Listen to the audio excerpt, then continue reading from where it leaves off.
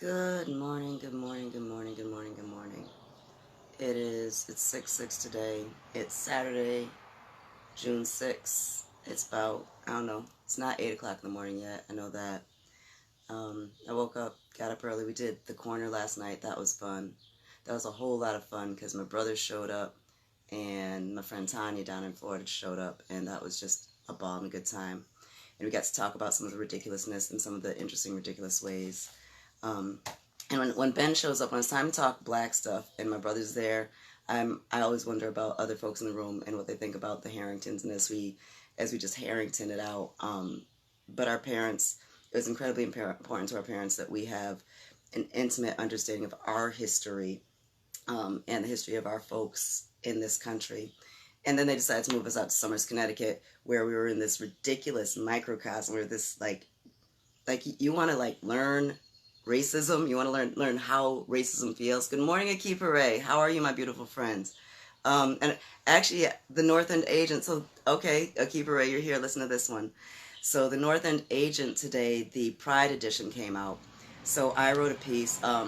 It's really a piece about language, but I wrote a piece that is in the North End Agent in their gay edition. I think the last time I was in the North End Agent was when we were dancing at the Arts Collective, and we were doing we wear the mask that grins and lies. So it's kind of interesting and cool to be in the North End Agent in the gay issue, talking about gay stuff, right? So that's kind of interesting. I saw that this morning. Carly's article, I shared what I wrote. I also shared Carly's article. Carly wrote specifically to cis heterosexual black folks. Check it out. Please read what my girl wrote. But I'm also this morning scrolling through Facebook and seeing all the interesting things that are happening over there. And I'm brought to this place of thinking about, okay, as a child, I used to constantly put myself in the shoes of my enslaved ancestors and those who came after them. And I would wonder what my place would be and what I would do and how I would do this. And I just spoke a little bit about growing up and being at the Arts Collective. And I had this strange existence because our parents moved us out to Somers. And it was the 80s. So during the week, I was the lowest of the low.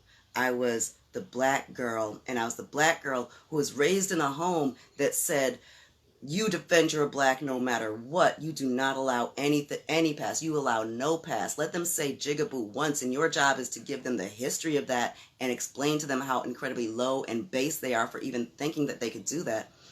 And so we've got this ridiculous racist existence that we're living in that's top down. If I were to go into the stories and tell you about the things that the teachers did and the teachers said and the ridiculous things that the teachers condoned in those classrooms, right? So growing up in Somers, hell, except on the weekends when we got to come into Hartford because, our families understood that we needed our people and we needed our culture and all this good stuff. So I was a dancer, so I would spend my weekends at the Arts Collective, where I was just amazing and beautiful and life was great. And it was this weird dichotomy of, in this place, because of geography and racism, I am so less than in this space. And because of geography and colorism, I am the greatest thing since sliced bread in this place. So it created this interesting place where I had a lot of stuff to contemplate and think about. Luckily, we were out in Somers where we lived in the middle of nowhere and had this huge, huge, huge amount of land. So my brothers and I, we all had our special places in the woods where we could go out and hide and just be and contemplate. And I remember, so in seventh grade, we had to study enslavement, right? It was slavery because the white teacher said it was slavery. I get to be me. I get to call it what it is. It was enslavement. But in seventh grade, it was time to study enslavement.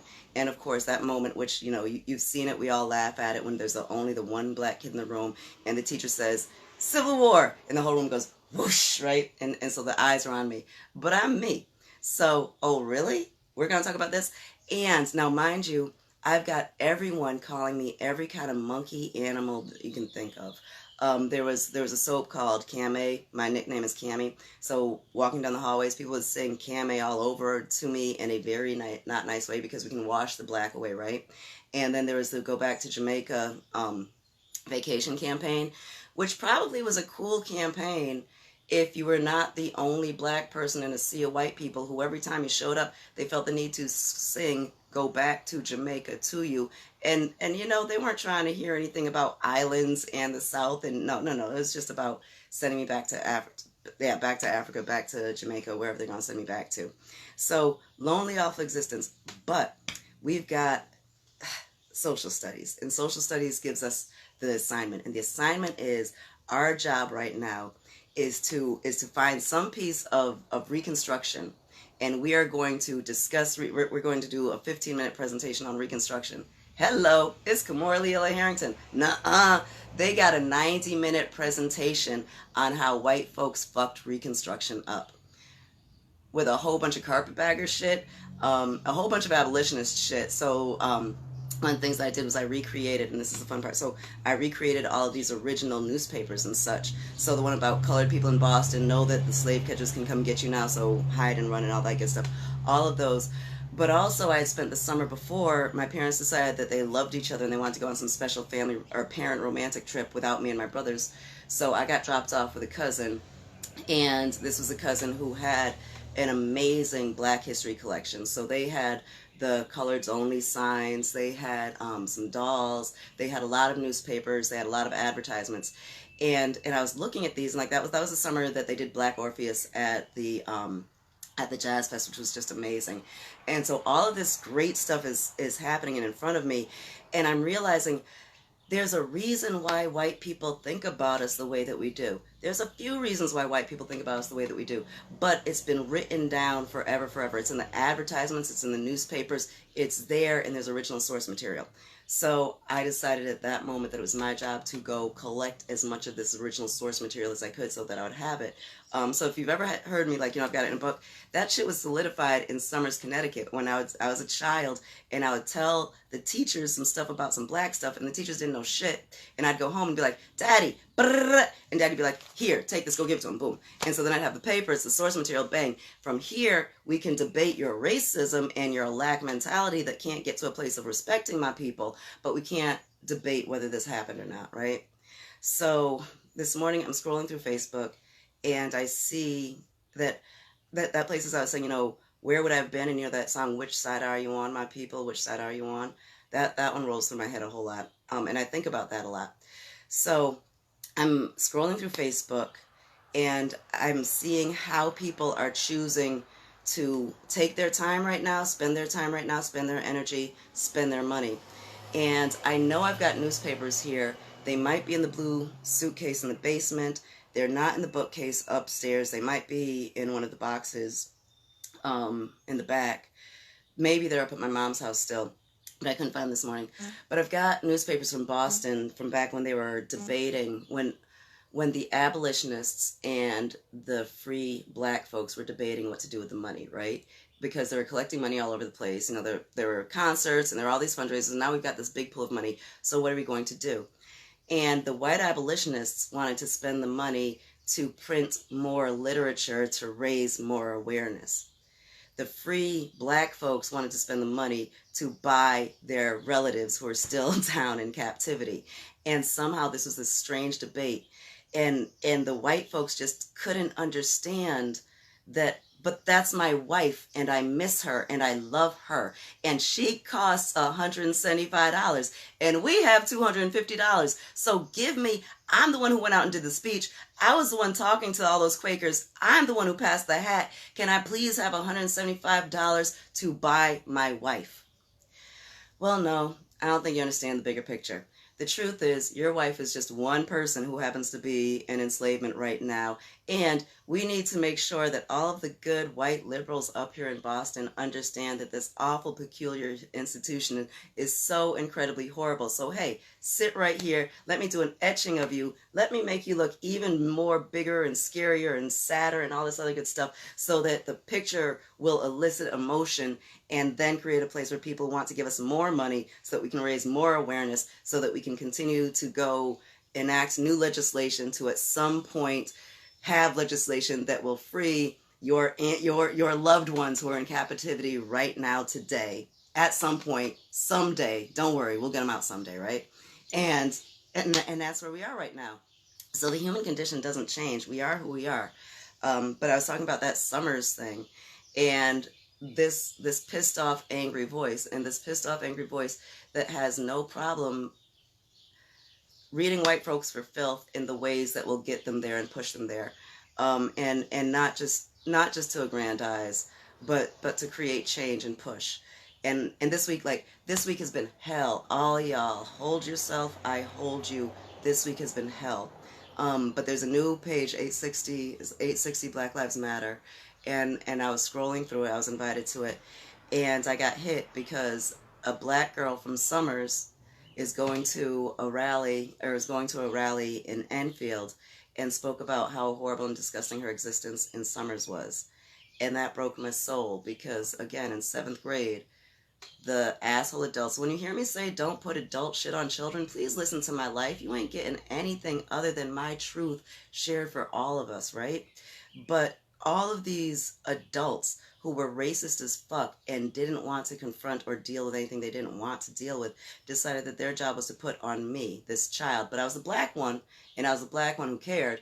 They're going to put, eradicating racism in Summers on me. And they did some stupid, trite little things that in no way made any difference. And then 20 years later, there was another only one out there. And I know what that only one is, and I know that building, and I know that smell, and I know the folks who run that town right now. And the folks who run that town right now are the people who were my classmates at that time. So as they are discussing how anti-racist they are, you spoke to me. You called me a Black and Decker pecker wrecker. That shit was funny to you in 1986. And now you run the town. And now you've got places of authority in that town. And I'm supposed to think that somehow you haven't exercised any of that shit. Yesterday I had a conversation with a woman who I went to school with out there, a white woman. And this is someone who, like, the phone call didn't come 20 years later as in, oh my God, racism happened and I'm thinking about you, Cammie. Though I have heard that in many conversations that when racism in Summers comes up, Cammie and Purcell are discussed. So yes, we were the ones who had the Great Migration families. Well, Purcell's family came directly from Mississippi, and we were the ones who had the parents who said, you are black, you are black, you are black. These crackers going to be crackers. You're going to be black, black, black.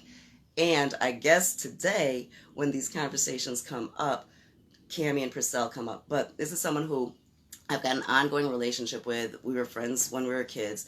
Our relationship is a social media relationship.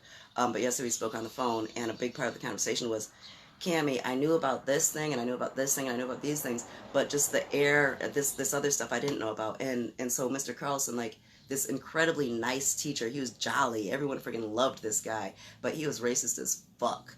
And I need to thank Mr. Carlson, Marco LaCorey, a few of y'all. I've got to thank you for creating this person who can stand up in the face of ridiculous and disgusting overt and covert racism. Sophomore biology class created so much of this. And so now I hear that on Monday there's going to be a rally out in Summers. And I don't know where. I'm hoping to hear some more about it. If anyone has heard about some rally in Summers, invite me. Share the information with me. There's a lot of marches going on. There's a lot of protests today. I always say, find your role, figure it out, figure out where you belong. Know that you've got many different roles. Figure out where you fit in, how you fit in, where you're most effective at the right time. Today, I will be at the garden space, so on the land on 75 Sterling Street, starting at 10 o'clock. I'm saying 10 to 12. I will leave sometime after noon, but I know that I will probably be there for a while after 12. But we'll be there giving out food, giving out water, giving out masks, giving out more seeds, giving out more seedlings, and talking about the things that we're talking about. But if you're in Hartford for any of the protests, if you're doing anything in Hartford, you need to come over and get some food, some sustenance, a break.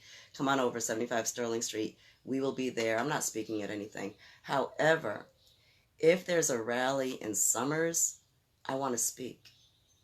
And I want to speak my truth because I've spoken my truth all over this country. And that truth comes from what those folks in Summers fed me. And they need to hear it. And they need to hear it. And 14-year-old Cammie needs to write what they need to hear. And luckily, I never throw any paper away. So 14-year-old Cammie still exists on paper.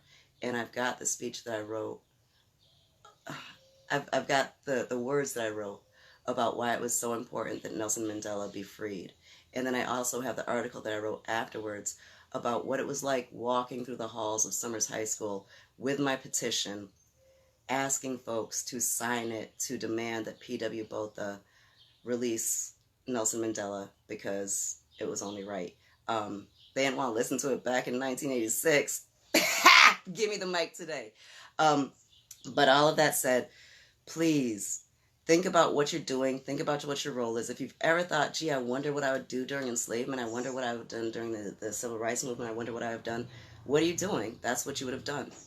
That's who you are. That's what you do. Figure out what you do. Figure out why you do it. Get out and do it. And explore this peculiar institution that's the United States of America and understand that she really hasn't changed or grown.